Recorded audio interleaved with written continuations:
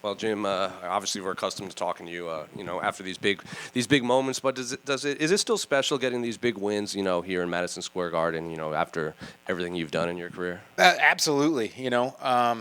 I'm super appreciative that I'm still able to do this. A lot of hard work's gone into it, a lot of sacrifices gone into it, but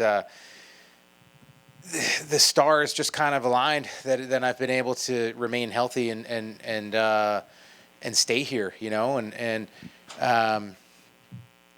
like I get jazzed up being in front of the big crowds, like it's been a bit since COVID happened, right? I've only had 3 fights outside of the Apex, and and I lost one of them. So, to fight in front of a New York, New Jersey crowd, I definitely felt like I got a pretty good push at the weigh-ins, yesterday, and they were behind me tonight. So it's important. The sport, like the Apex, is cool and it's got its purpose, but the sport was made to be in front of big crowds.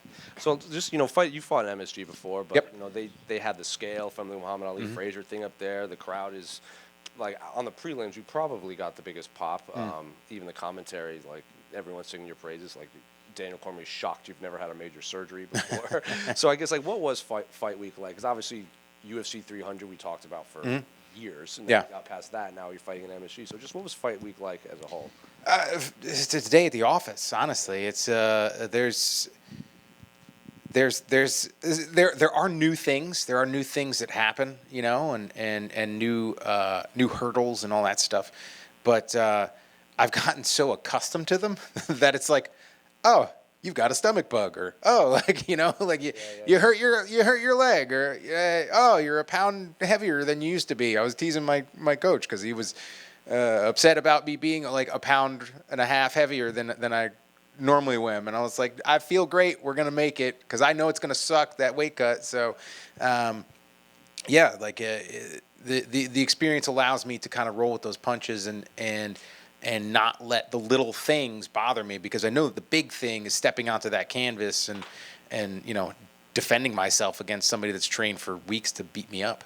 And obviously Damon Jackson jumped the ghillie pretty deep in there. So I guess, is that how you saw the fight playing out, or was it just like, oh, he gave you the neck and you're like, oh, I'm taking this home now? It was kind of how we saw it going. He's tricky. He's got a very tricky striking style. He throws kind of the awkward strikes. That front kick of his was landing. It wasn't landing super hard. Donald Cerrone kicked me a lot harder with the front kick, 10 years ago. He's kind of a tough puzzle, but we knew that he'd force the takedown, and when he did, he has a tendency to leave his neck out, and that's what I do. I said it in one of the interviews before. I was like rapping necks and cashing checks. That's what I love to do. Just a big hairy American winning machine. He put his gloves on the canvas after the fight. Did you get to talk to him after at all? Because it didn't seem like he was in the mood to talk to even the broadcast. Not really. We've never really bumped into each other, before, and haven't really had the opportunity to have a conversation with him. I will always 100% back fighters on their decisions when it comes to that type of stuff. I can see life through the lens that he has to live his life with, doing this for a job, and it's not easy. And there are a lot of people that would love to do it, but they can't, right? And we as fighters make a lot of sacrifices. We beat the crap out of ourselves day in, day out. I mean, that's what fight camp is. It's like, how hard can I push myself without actually hurting myself?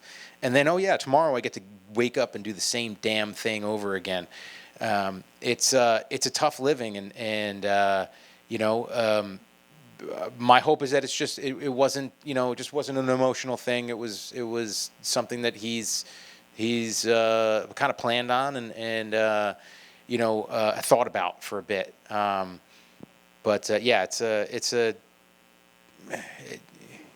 he's a grown man. You got to make grown man decisions sometimes, and I'll back him on whatever that is. Well, in terms of your own career, what do you want next? Are we still pushing for the 50 wins, or Well, there's a rumor Newark card in the summer? Like, what are you looking for? Yeah, I mean, like the 50 is the hard stop. Okay, you guys can hold me to that shit, right? Oh, really? Yeah, 100%. Unless they're like a couple $1 million, 51. I'm ready to move on to other stuff. Like there's definitely parts of me that are ready to make a commitment to something else. It's gonna be difficult. It's gonna be fucking hard to like not get to do this because I'm like I've never had a real job. Like I framed houses with my father. When I was in college, I worked at Buffalo Wild Wings for a little bit. Like I was a pretty crappy fry cook for a couple months there. But like, yeah, I'm a fighter. That's what I do, and I know that it's everybody's road is different, right? And I'm trying to create my own and be in a good spot to move on to something else, and I want to have some energy left to do other stuff, and 50 is the hard stop. The goal of mine is to get to 30 wins. And so in those 5 fights, get 3 more wins and really put that one away. Just have some fun fights and fight on some big cards and fight some guys that I've been fans of for forever. And it's I feel like I'm in a really cool spot. I'm in a different spot than most people, and I'm in a different spot than most fighters before me. It's like, like I want to go out and I want to put on shows, but it's like I've cemented, Jim fucking Miller, right? I'm going to go out and I'm going to finish people, or I'm going to get my fucking ass kicked trying to do it. Sure.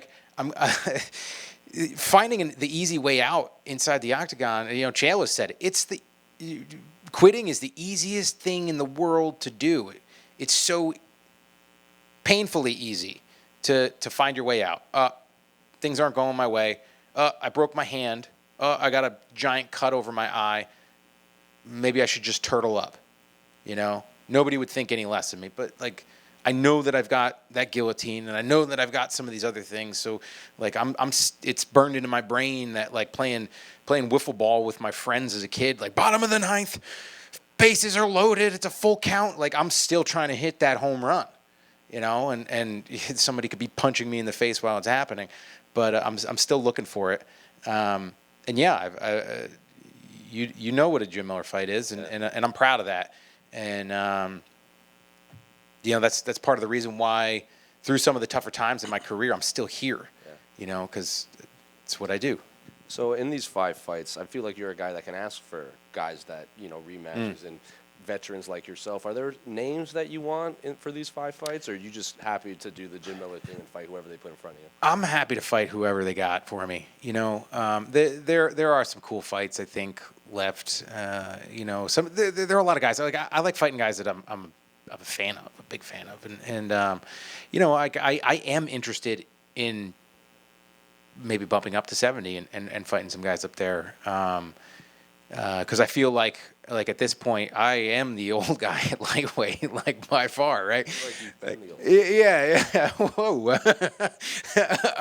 But yeah, I think there's still some fun fights and cool opportunities to, cement the legacy and put on a show and get paid in the process. And last one for me, did you give a shout out to Peanut? Is that what we heard? I did give a shout out to Peanut. What prompted that?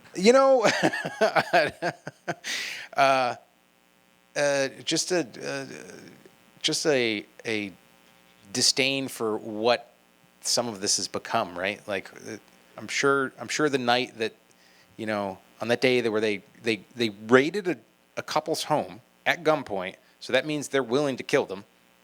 And accidents happen, right? Like, it might not be on purpose, but they're willing for bad things to happen over a pet squirrel that has like lived inside for the last 7 years. that day, I'm sure that there were kids here in New York City that went to bed hungry. I'm sure that there were people here that went to sleep on the streets.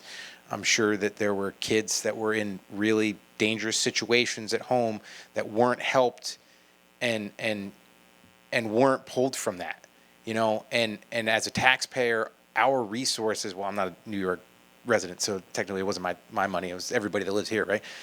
But like as a taxpayer, your work, your effort went into confiscating a fucking squirrel.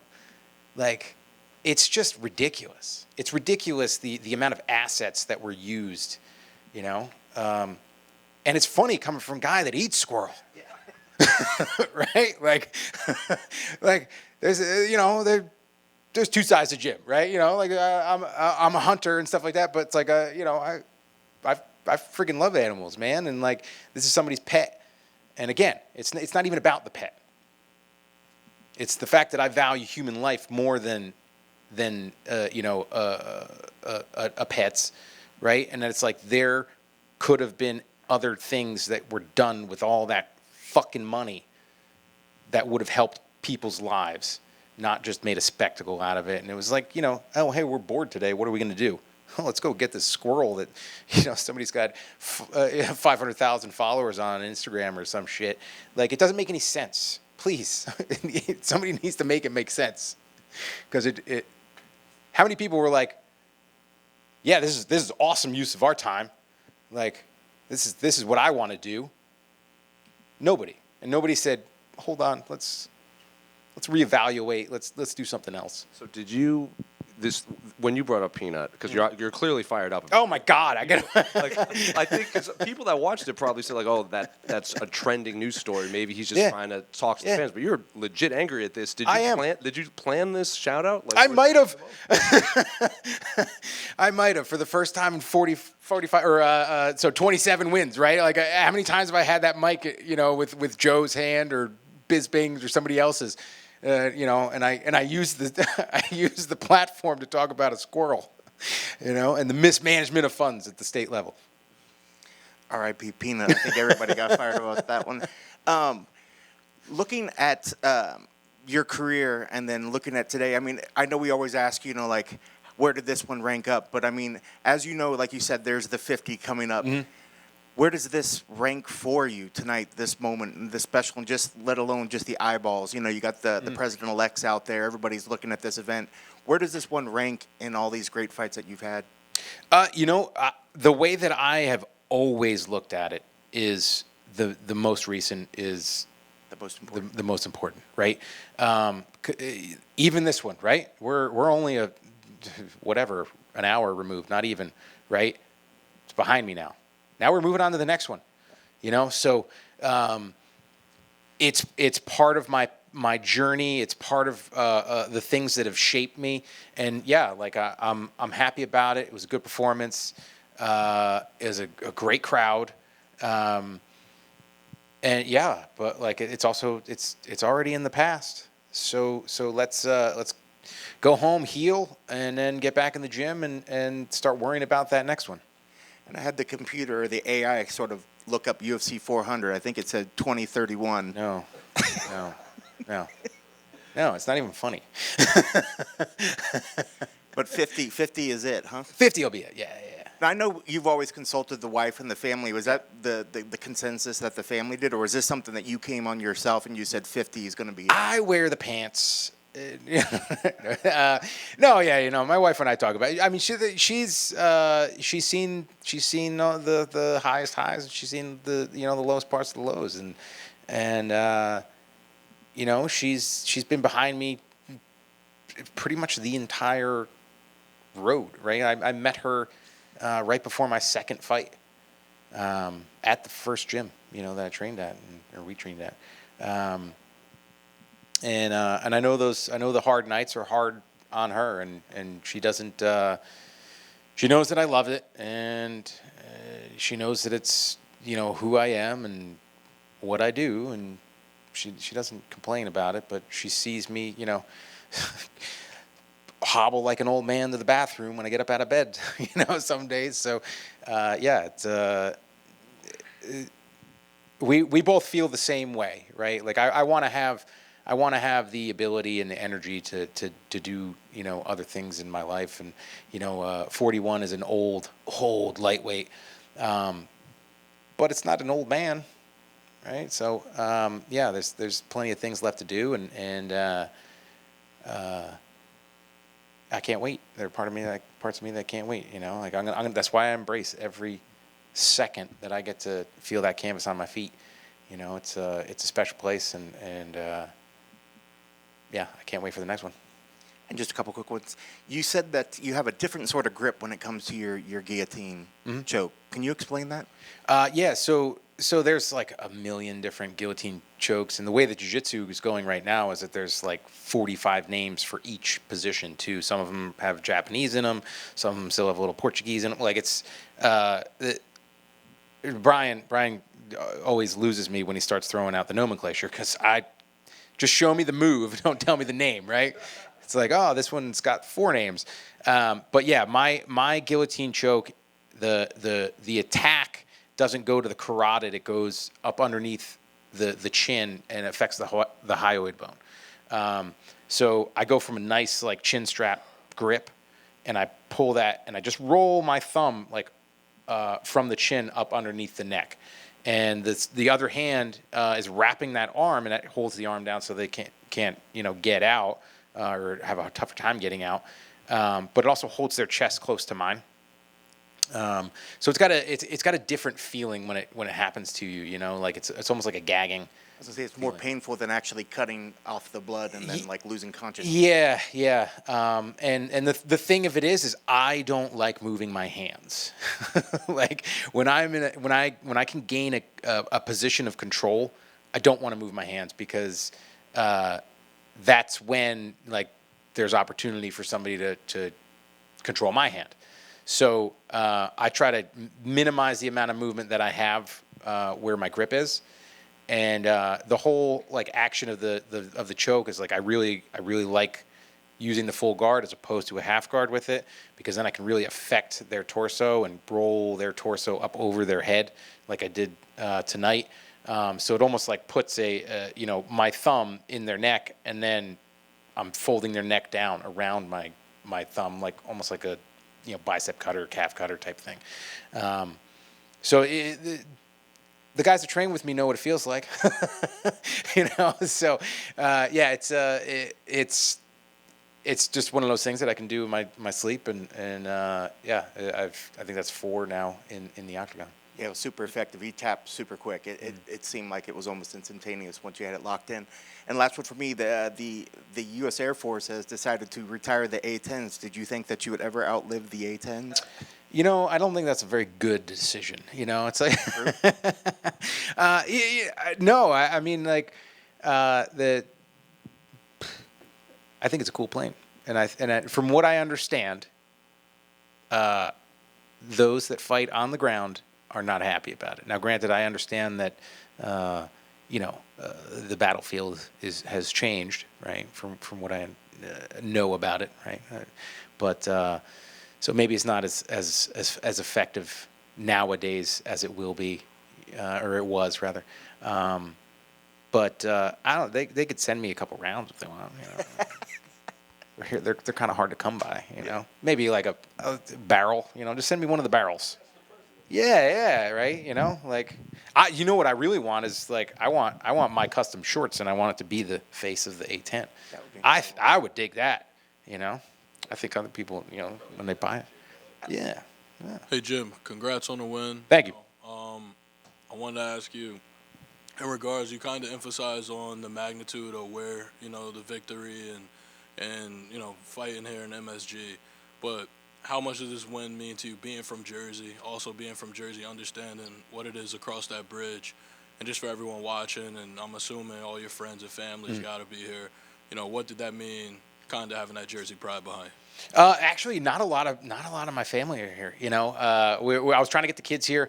It's just, you know, they're 4, you know, 14 to 9, right? I got 4 kids in that, so it's like an event like this. They get washed away in some of the crowds. So like you gotta have adults for all of them at this point. But and the extra security tonight. So made things a little difficult. But yeah, I appreciate the crowd probably more than anybody. Like man, it's that's like my favorite part is hearing it. And because the thing that I suffer from is so much tunnel vision that when I'm actually fighting, I don't hear anything. I don't hear my corner. I didn't hear my corner in the Apex when there were no fans because of the way my friggin' brain works. So like I don't hear them during the fight. I hear them like after the fight or between rounds, right? I can still hear the crowd in Vegas at 155, right? Fighting Joe Lozon. Like I can still hear it. And yeah, it's awesome. It's awesome to be, kind of hometown. And who knows? Like this might be the last time that I fight close to home. So yeah, to go out and have a good victory and put a good show on for the fans is awesome. And yeah, I appreciate everybody that supports me and is a fan. Congrats, Jim. Just real quick, did you see Dustin Poirier's tweet? I didn't see it, but I heard it. I'll read it. Yeah. For fans. What was your reaction? He said, "You miss all the ones, you don't jump." That's right. Congratulations. Yeah, absolutely. He's a wise man. He's a wise man. Thank you, guys.